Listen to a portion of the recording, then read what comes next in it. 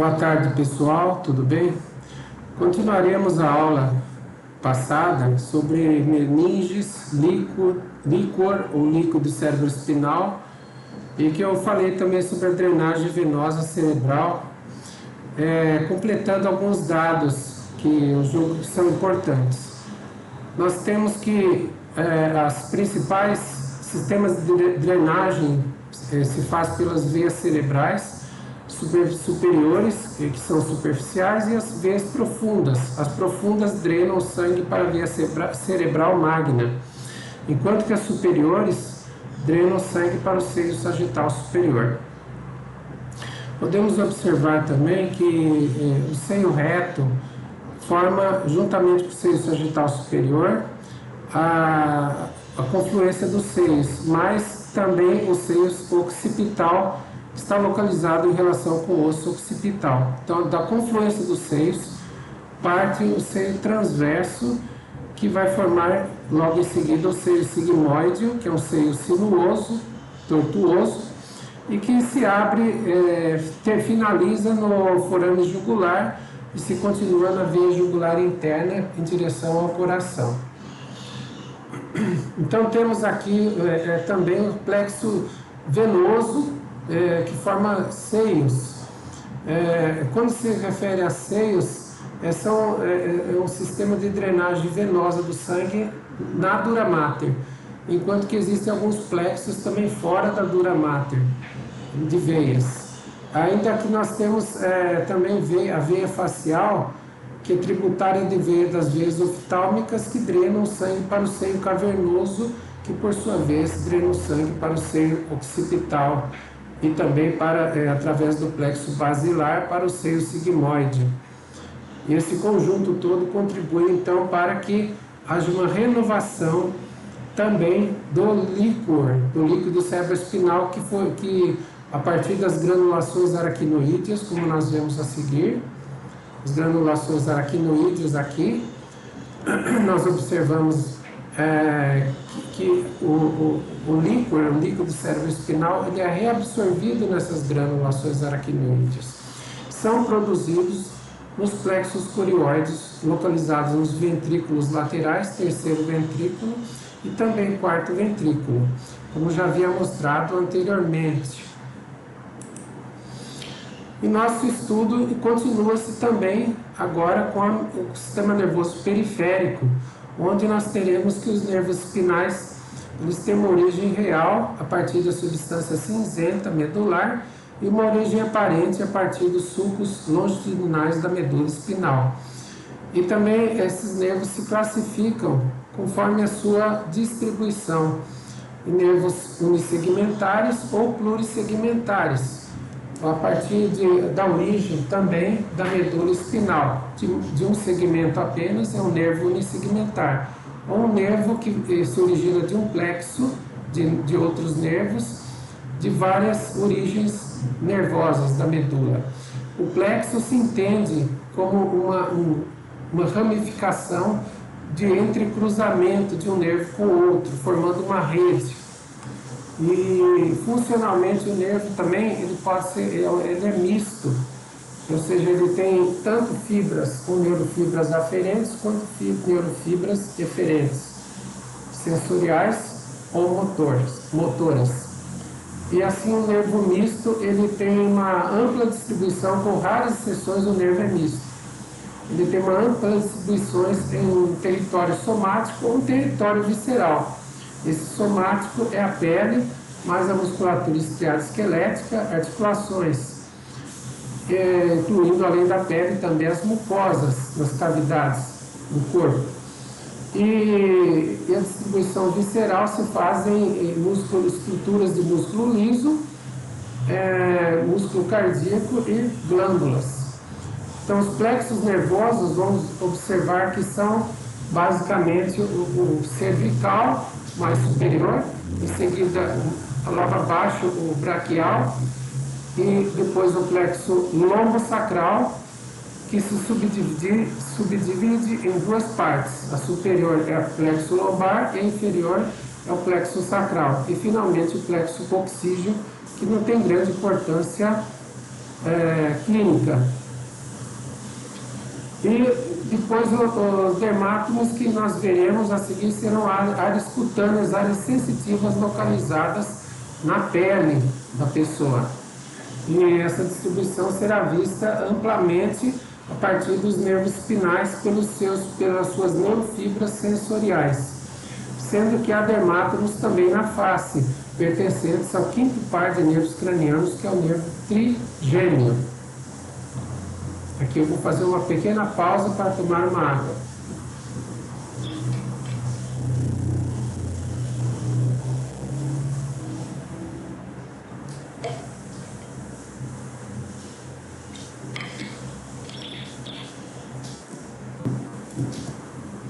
Então, nós teremos aqui uma visualização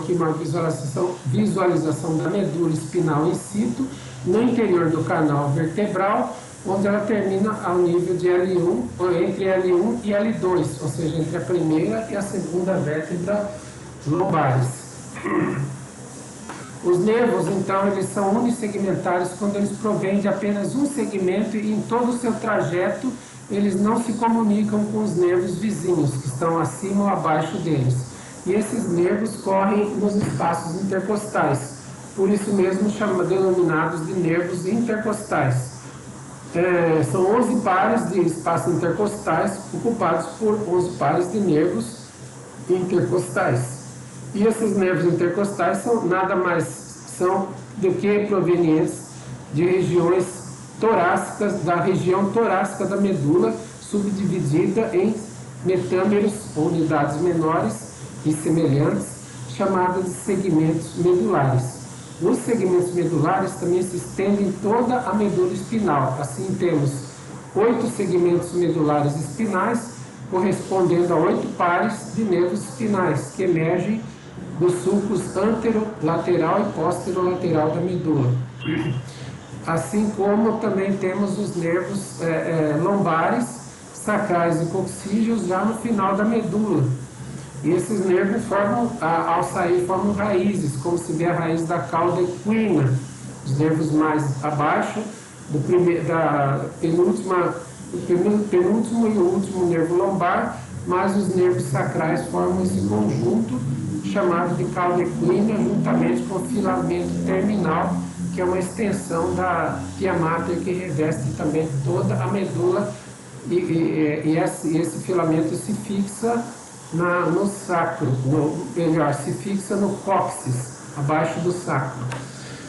Teremos então os seguintes plexos para visualizar nos slides a seguir. O plexo cervical, com raízes nervosas, ou seja, com origens da medula espinal, provenientes de C2, C3, C4 e C5.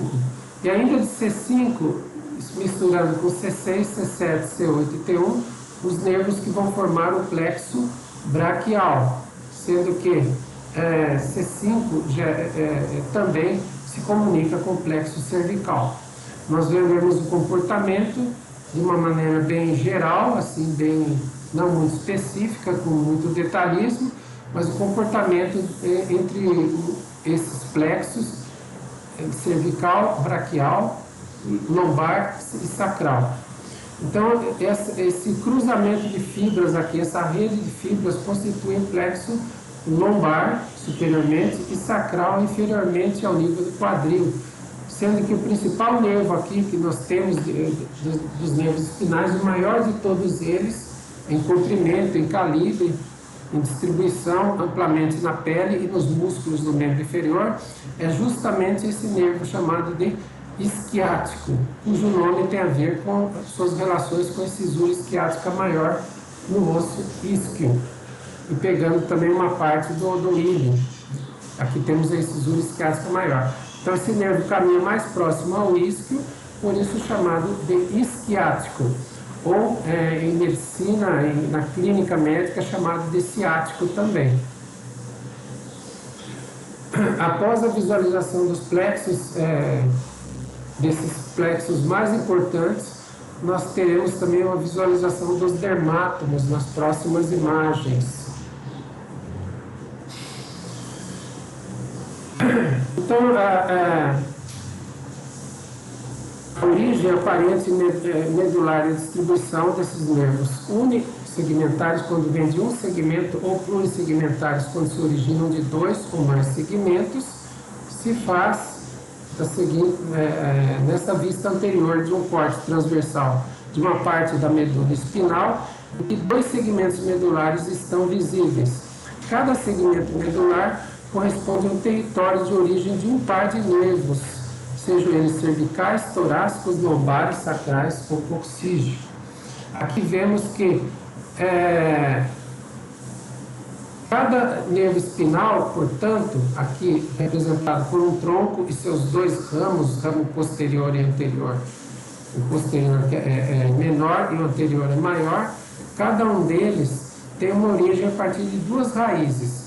E cada raiz sai desse sulco anterolateral e posterolateral da medula, formando aqui um conjunto de filamentos de 7 a 8 filamentos, chamados de radículas, embora antigamente chamados filamentos radiculares. Aqui também foi um erro de digitação, radiculares, hoje corretamente se chama de radículas.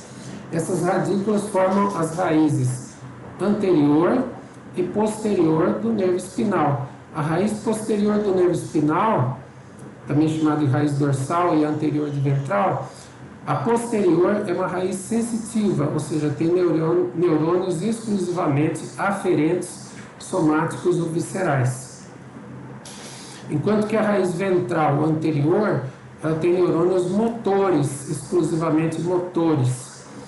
E se houver uma lesão de uma raiz dorsal, vai ter um comprometimento da sensibilidade cutânea em um território na pele denominado de dermátomo. E se houver uma lesão de uma raiz ventral, vai ter um comprometimento principalmente da motricidade muscular numa distribuição denominada no músculo de miótomo. Então, miótomos e dermátomos são termos que se referem à distribuição, à musculatura e à pele, respectivamente. Então, o sistema nervoso periférico, basicamente, são os nervos que saem dos forames intervertebrais da coluna vertebral, formados por essas duas raízes, e sendo que só a raiz dorsal tem uma dilatação denominada de gânglio. Então, gânglios correspondem a essas dilatações visíveis macroscopicamente, em que nos gânglios existem concentrações de corpos de neurônios. No gânglio espinal e no gânglio do nervo trigêmeo, esses neurônios são classificados como pseudo-unipolares. São neurônios sensitivos e são responsáveis pelas várias informações de sensibilidade geral, tanto da face, no caso do trigêmeo, quanto do todo o corpo, no caso dos nervos espinais. Falando em nervos cranianos, nós citamos o trigêmeo, mas ao todo são 12 pares de nervos cranianos que são somados inferiormente aos 31 pares de nervos espinais, ou seja, 8 nervos cervicais, 12 torácicos, 5 lombares, 5 sacrais e 1 coxígeo.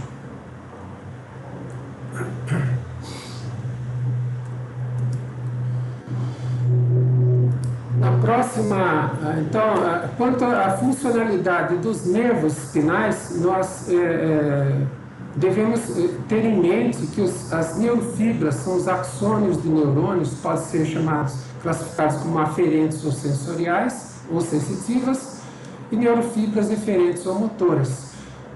Tanto nesse grupo de aferentes quanto de eferentes, vão ter aquelas que vão se distribuir à musculatura estriada esquelética, a pele, as mucosas, as articulações. Então são neurofibras também chamadas somáticas, que conduzem impulsos de dor, temperatura, tato, pressão, que são impulsos esteroceptivos, ou seja, na superfície do corpo, não só a pele, como também as mucosas. E os impulsos proprioceptivos, que são impulsos de sensibilidade profunda, sensibilidade muscular. Inconscientes são aqueles relativos ao tônus muscular. e conscientes são aqueles impulsos que vão chegar até o tálamo e córtex cerebral. Os inconscientes chegam até o cerebelo, não chegando ao tálamo ou córtex cerebral. Portanto, as funções cerebelares são inconscientes, como citei, o tônus muscular e o equilíbrio, né? Postura do corpo sob a ação da musculatura. E as fibras também somáticas, neurofibras aferentes, viscerais, são aquelas que se distribuem ao músculo liso, cardíaco e glândulas, e fazem parte do sistema nervoso autônomo ou visceral. As eferentes, da mesma forma, são aquelas terminações que vão para músculos estriados esqueléticos. São terminações livres ou placas motoras, ou músculo liso, terminações livres em músculo liso, cardíaco e glândulas, lá do sistema nervoso autônomo. Enquanto que as terminações aferentes são chamadas de receptores. Então, esses receptores podem ser esteroceptores, quando são superficiais, e profundo, proprioceptores ou proprioreceptores, e vísceroceptores também são profundos, com exceção dos receptores localizados, por exemplo, na derme, né, responsáveis pela musculatura lisa, músculo eretor do pelo. Em se tratando então da histologia do nervo, devemos observar que o nervo ele é envolvido por uma camada de tecido conjuntivo bem fina que envolve um axônio de neurônio, uma fibra nervosa. Então, o chamado endoneuro envolve apenas uma neurofibra ou axônio de neurônio. Isso num nível de resolução bem mais elevado, né, de microscopia. Observamos ainda que o endoneuro também ele é contínuo com uma capa mais superficial ou externa, que é o perineuro, que envolve feixes de neurofibras, ou seja, conjunto de neurofibras. Cada neurofibra com seu endoneuro respectivo. Então aqui nós temos uma camada conjuntiva de tecido colágeno fibroso, pintado em verde também, chamado de perineuro aqui. Essa camada, esse perineuro, também reveste uma camada mais externa, que é o nervo como um todo, que reveste o nervo como um todo. E esse é chamado de epineuro, onde nós podemos observar na seta um nervo formado por 3 fascículos de fibras nervosas aqui. Cada fascículo envolto por seu perineuro, né? Então são 3 perineuros envolvidos por uma capa mais superficial externa, chamada de epineuro. Logicamente são incontáveis os endoneuros, porque aqui tem centenas de neurônios, cada um com seu endoneuro, cada axônio com seu endoneuro.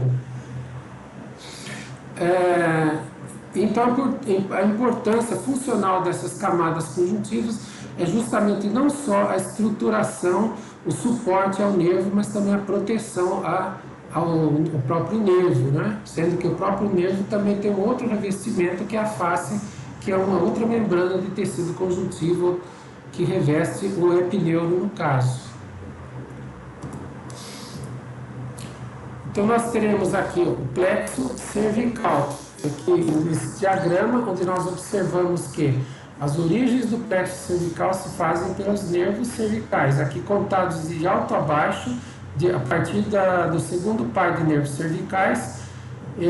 Então os ramos ventrais, como em todos os demais plexos que veremos a seguir, os ramos ventrais se entrecruzam e formam essa rede, inclusive alças aqui, como essa alça aqui chamada de alça cervical. Além dessa alça cervical, que é mais de um trajeto mais extenso, tem alças menores unindo apenas as raízes nervosas de C2 a C3, depois de C3 a C4, depois de C4 a C5 aqui, né? Então C2, C3, C4, C5 entre si formam 3 alças até C5. Essa alça de C4 até C5 é esse conjunto aqui de nervos que também se unem até aqui C6, né, aproximadamente. Então, C2, C3, C4, C5 e C6. C1 é o primeiro par de nervos cervicais, não faz parte diretamente do plexo cervical, mas ele é um nervo distribui a região suboccipital, aos músculos suboccipitais. E aqui caminha com C2 o nervo hipoglosso também, esse que foi seccionado aqui é o nervo hipoglosso. Os demais nervos aqui abaixo, C6, C7, eles vão formar o plexo braquial, mas nós veremos a seguir.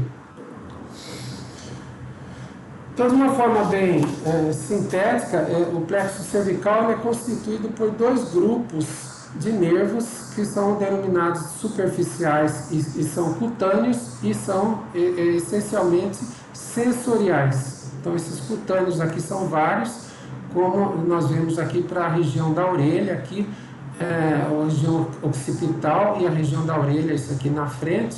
Esse é o auricular magno, esse daqui é o nervo occipital menor.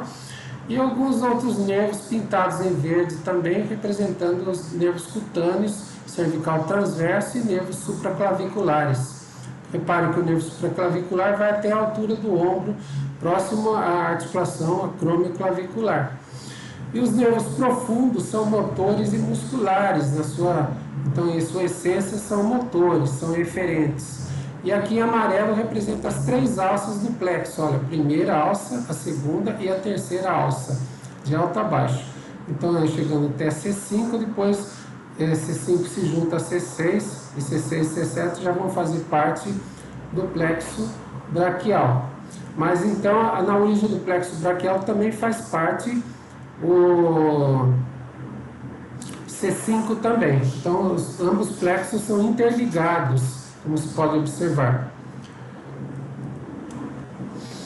E é um trabalho feito de monitoria, um trabalho de plano de formação complementar. Uma aluna nossa da fisioterapia elaborou um esquema do plexo cervical e dos demais plexos.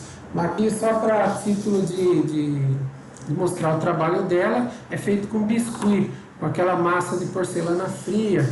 E essa massa ela é sustentada por um esqueleto de arame. Nesse esqueleto de arame, então, são colocadas as raízes nervosas, como vemos a primeira, a segunda, a terceira alça, inclusive que forma aqui um dos nervos mais importantes, que é o nervo frênico, que vai inervar o diafragma. E feito também um roteiro com a denominação de cada nervo aqui do plexo cervical. Então, notamos que a contribuição de C2, C3 está presente, C4, C5 e até C6. Então, C4, C5 e C6 vão formar um nervo denominado de nervo frênico que inerva o diafragma. E a alça cervical também com seu ramo superior e o seu ramo inferior com 3 ramos colaterais.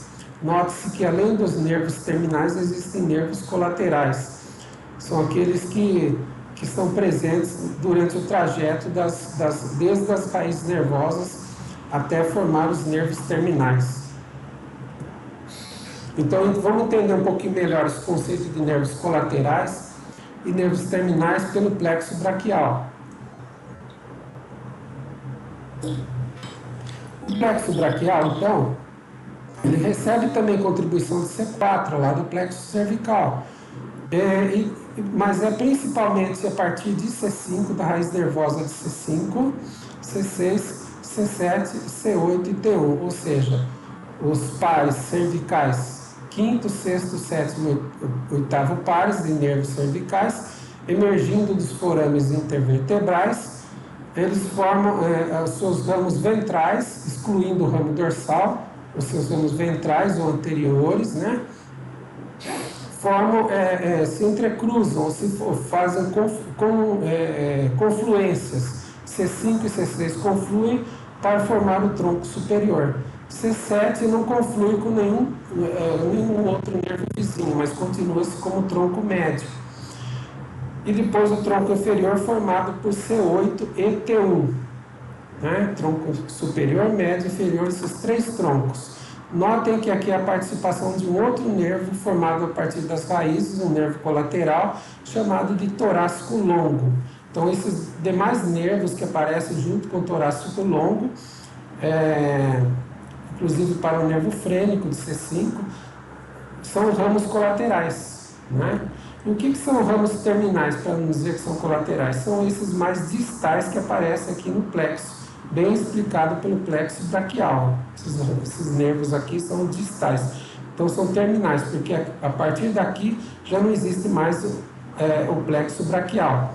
O plexo ele compreende então essas 4 regiões de origem, que são as raízes nervosas, que são os ramos ventrais desses cervicais e mais o primeiro nervo torácico, os 3 troncos, a segunda região, superior, médio e inferior, com 2 ramos colaterais aqui no tronco superior, e 3 divisões ou ramos anteriores e posteriores. Então, os ramos anteriores mais laterais se juntam aqui e formam o fascículo, a outra região dos fascículos. O termo fascículo também é sinônimo de cordão, é comum chamar cordão, né? Então, o fascículo, cordão lateral, posterior e o medial. O fascículo lateral e o medial, eles são formados por neurofibras das divisões anteriores, uma, a outra, a segunda e a terceira aqui. Então, foi a divisão anterior, medial, o fascículo medial lateral, que se divide, o lateral se divide no nervo, agora o nervo terminal, músculo cutâneo. Mas a metade do fascículo que vai se continuar para formar o mediano, juntamente com a outra metade do fascículo medial, forma o nervo mediano. E o fascículo posterior, ele é a continuação, então, dos 3 ramos posteriores e dá 3 colaterais aqui também, bem como os fascículos lateral e medial formam um colateral que está anastomosado aqui, que são nervos chamados de peitorais. Então, o fascículo posterior com 3 nervos colaterais e, finalmente, 2 nervos terminais, que é o nervo axilar e o nervo radial. Para facilitar a memorização desses nervos terminais, pode-se criar uma regra chamada de MARMU, M-A-R-M-U, ou seja, as iniciais de cada nervo, músculo cutâneo, M, com o axilar A, com o radial R, com o mediano M e mais um nar U. Então, MARMU. É muito importante futuramente que vocês compreendam no estudo dos músculos que cada músculo tem uma inervação específica em geral, né? Ou grupos de músculos também. E, por exemplo, os nervos mediano e radial são aqueles que compreendem o maior contingente de origem dos nervos cervicais, incluindo então todas as raízes do plexo, né, desde o cervical ao primeiro nervo torácico, embora alguns possam estar inconstantes, como o torácico no radial, e a contribuição da neurofibra de C5 no nervo mediano. Mas, em geral, de C5 a T1 vale tanto para o nervo radial quanto para o nervo mediano.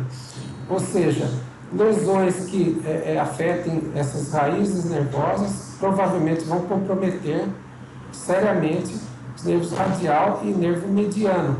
O nervo radial, ele inerva a musculatura extensora do membro superior, enquanto que o nervo mediano inerva os músculos antagonistas aos tensores do membro superior, e são os flexores. Além dos flexores, tem os pronadores também, né, no antebraço. E o radial também inclui aí os nervos, que se distribuem também até o punho. Então, fazendo o extensor dos dedos, por exemplo, movimentos de extensão das interfalângicas. Já o nervo músculo cutâneo envolve somente flexores do compartimento anterior do braço, incluindo córaco braquial, bíceps braquial e o músculo braquial. Enquanto que o nervo ulnar vai inervar parcialmente os nervos flexores do antebraço, como o flexor ulnar do carpo e parte do flexor profundo dos dedos, que vai para fazer a flexão das interfalângicas do dedo anular e dedo mínimo. Então é importante também ressaltar que o plexo braquial ele tem relações o tronco inferior está mais próximo da primeira costela, quer dizer que uma fratura de uma primeira costela pode lesar mais facilmente o tronco inferior do que os demais troncos que estão acima. E eles são relativamente palpáveis, com certa facilidade, entre os músculos anterior e médio, escalenos anterior e médio, entre os músculos escalenos. Então se palpa na fossa supraclavicular, se palpa essa origem do plexo braquial na forma dos 3 troncos, que é onde poderão ser mais facilmente palpáveis, porque a partir daqui esses nervos emergem dos músculos escalenos. E na próxima imagem que nós temos aqui, observamos então aqui a origem de C5, C6 se fundindo, formando o tronco superior, C7 continuando com o tronco médio, C8 e T1 formando o tronco inferior, e desses 3 troncos saindo as 3 divisões anteriores, a primeira, a segunda e a terceira. Note que aqui a convergência da divisão anterior, do tronco superior e tronco médio, formando o fascículo lateral, e cada fascículo também com seus ramos colaterais, que eu já mencionei anteriormente. O fascículo lateral é que dele sai então o nervo musculocutâneo e se continua mais distalmente como o nervo mediano, juntamente com o fascículo medial, do qual emergem, além do colateral aqui chamado peitoral medial, os nervos cutâneos medial do antebraço e cutâneo medial do braço e do antebraço. Esses cutâneos mediais, eles vão se distribuir a pele da face medial do braço, como o nome do nervo diz, ou a pele da face medial da face medial do antebraço. Então, a pele da face medial do antebraço. Notamos que esses nervos cutâneos, como vimos, valem também para, como fizemos aquela regra no plexo cervical. Eles têm uma distribuição essencialmente sensorial ou sensitiva. Enquanto que o nervo ulnar, ele tem uma distribuição, ele vai ser palpável ao nível, atrás do epicôndilo medial do húmero, no sulco do nervo ulnar. Ele vai ser mais facilmente palpável. O nervo mediano também é relativamente facilmente palpável se afastarmos o tendão do músculo palmar longo, que está profundamente ao tendão desse músculo, ou caminhando também profundamente entre os músculos flexor superficial e profundo dos dedos.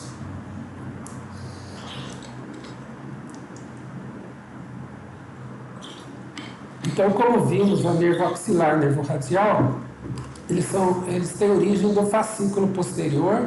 O axilar caminha pela axila, pela região da axila, enquanto que o radial caminha pelo sulco do nervo radial, lá atrás na diáfise do húmero, como vocês devem estar lembrados. A distribuição do axilar é no deltoide, músculo deltoide, é a pele adjacente a esse músculo. Já o radial, como mencionei, aos músculos antagonistas ao compartimento flexor do membro superior, que são os músculos extensores.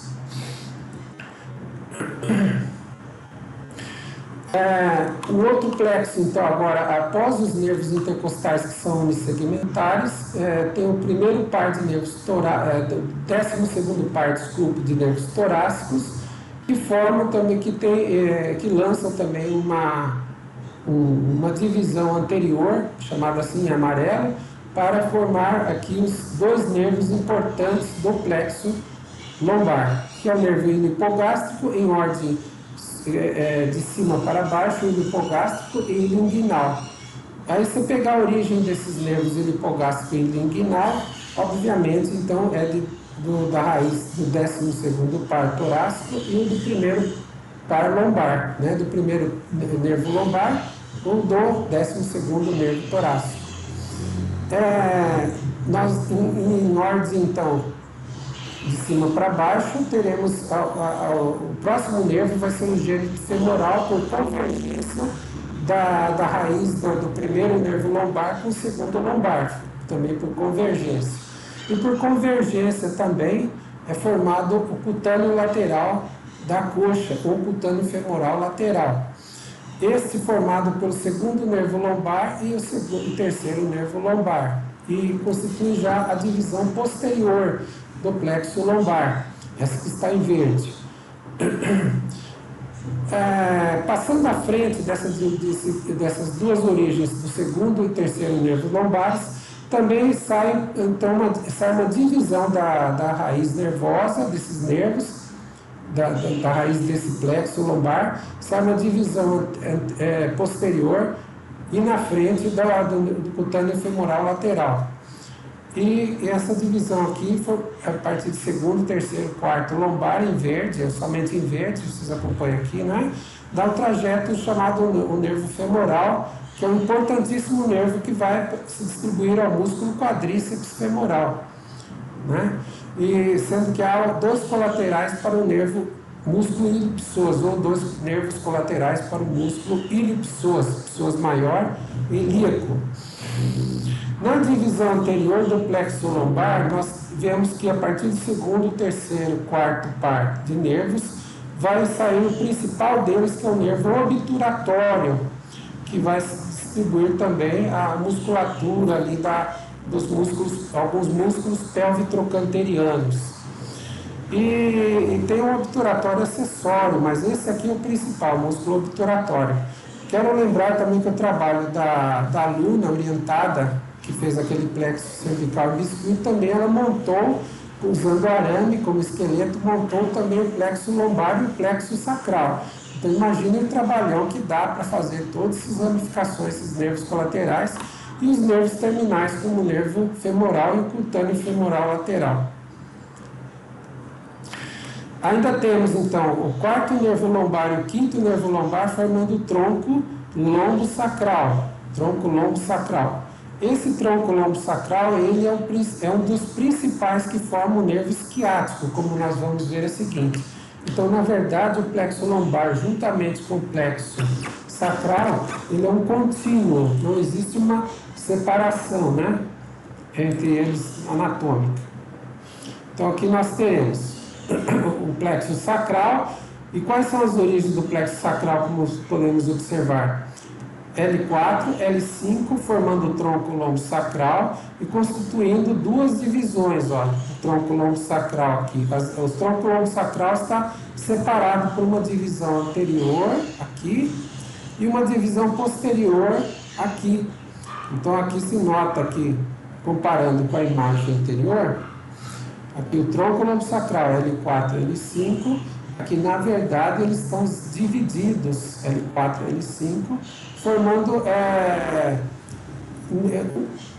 ao ponto vão formar o principal nervo aqui do plexo sacral, que vai ser o nervo esquiático, ou melhor, do plexo lombo sacral, já que L4 e L5 também fazem parte desse plexo sacral, como nós vimos.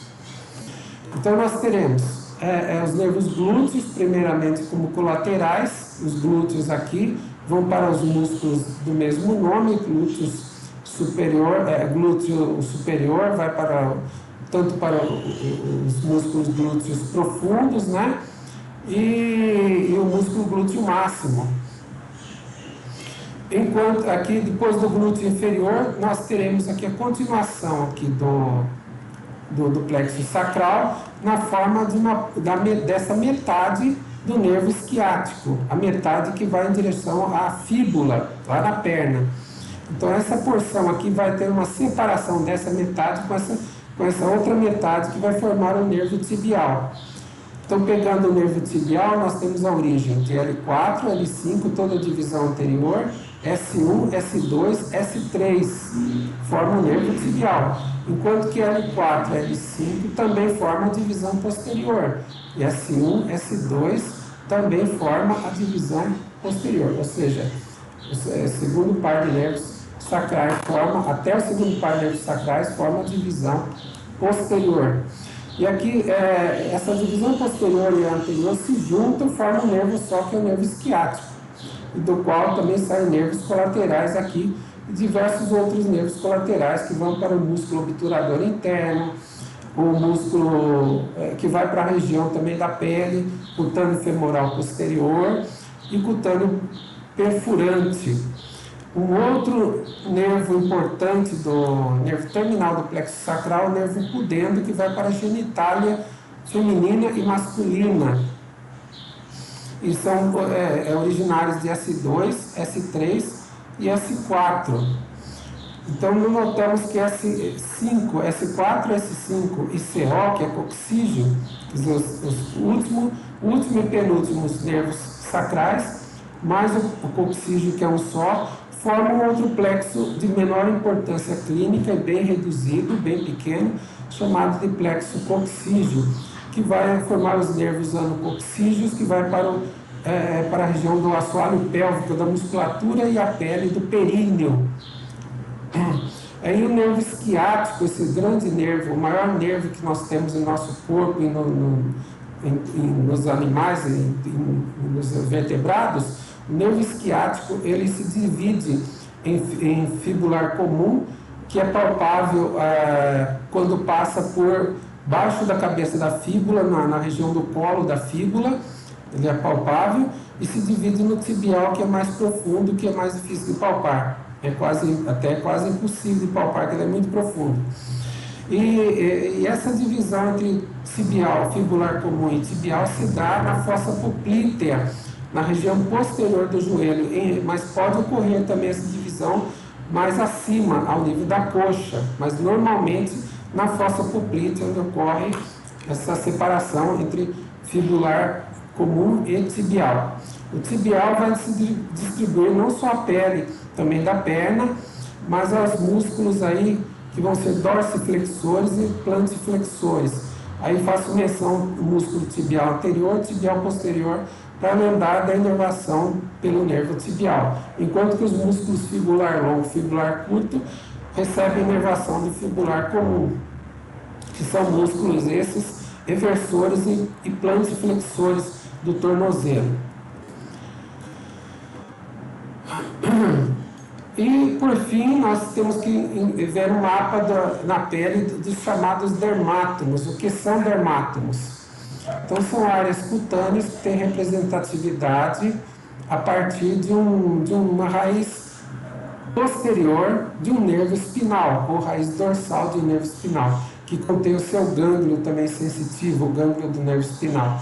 Se lesar essa raiz, vai ter uma perda de sensibilidade dependendo do nível de lesão, né? Pode ser nível cervical, torácico, lombar ou sacral e até coxígeo, lá em torno da região perianal, no assoalho pélvico. Então, esse mapa, chamado de dermátomos, é inervação sensorial na pele. E nós podemos ver que, por enquanto, não está representado aqui a inervação do nervo trigêmeo na face, né? Nós vamos ver na próxima imagem.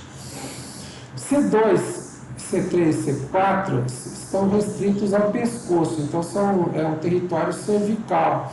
Enquanto C5 está acompanhando aqui o ombro e também a face anterior e lateral, anterolateral do braço e do antebraço, né?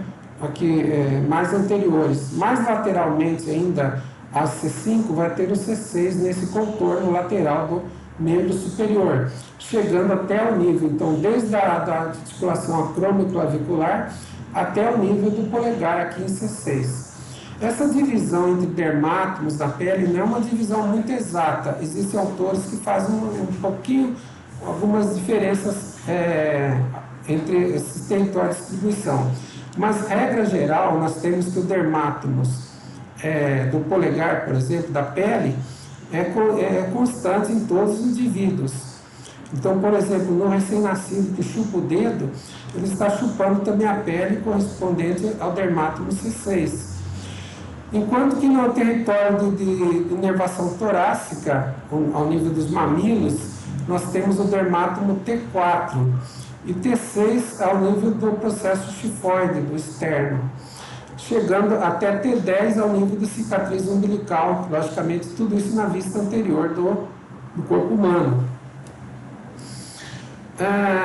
E chegando ao nível de L1, dermátomo L1 na região inguinal, e ainda onde está localizada os genitais externos masculinos ou femininos, a genital externa, Temos também a contribuição de S2 e S3, que são os nervos sacrais que vão à pele, então do escroto e ao pênis, no caso do homem, aqui representado. L1, L2, L3, L4, L5 são dermátomos dos membros inferiores. E chegando então aos sacrais, que vão estar circunscritos mais à vista posterior dos membros inferiores. Então S1 e S2, a vista posterior de todo o membro inferior. É interessante também observar aqui que nós observamos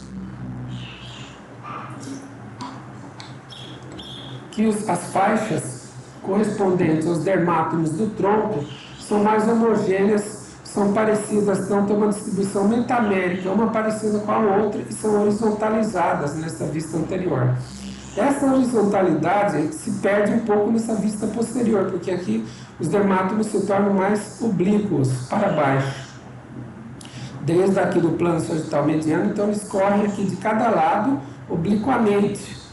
Aí quando chegam nos membros, esses dermátomos se tornam mais regulares na sua distribuição. Então, em toda a sua extensão, eles não são tão parecidos quanto os dermátomos que existem no tronco, né, que são mais homogêneos. Bem como nos membros inferiores. Há uma desigualdade na distribuição de dermátomos de membro inferior, por exemplo, pegar de L4, que é uma extensão maior na pele, para L1, que é lá no início do primeiro nervo lombar, né? A sensibilidade, que passa por esse nervo lombar. Que o que passa pelo nervo, o quarto nervo lombar, é uma extensão maior, que vai desde a face lateral da coxa, passando pelo joelho, patela, a pele que cobre tudo, o osso, a patela e a articulação do joelho, bem como aos músculos adjacentes à pele, que estão localizados medialmente na perna. Medialmente na perna tem mais aqui o gastrocnêmio, né? E também tem a própria corpo da tíbia, logo abaixo da pele, então a diáfise da tíbia, pegando também L4. Já os músculos que estão ocupando o compartimento anterolateral da perna pegam aqui a região de L5, do dermátomo L5, e também de S1, especificamente os fibulares. E terminando o L5, por exemplo, no dorso do pé, juntamente com L4, que pega o hálux, assim, toda a metade medial do pé, e S1, que pega toda a metade lateral do pé, e o quinto dedo, que é o dedo mínimo do pé. O primeiro dedo do pé é o hálux, então tem a ver com a pele, tem a ver com a distribuição de L4, né? Sensibilidade L4, o dermátomo L4. Na planta do pé em vista inferior, aqui o pé faz uma flexão plantar. Para observar nessa vista posterior também desse indivíduo, podemos observar a região plantar aqui com L5 e pequena faixa de L4 também do hálux.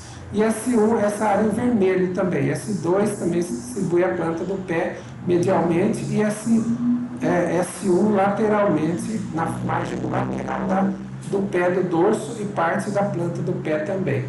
Dá para se visualizar.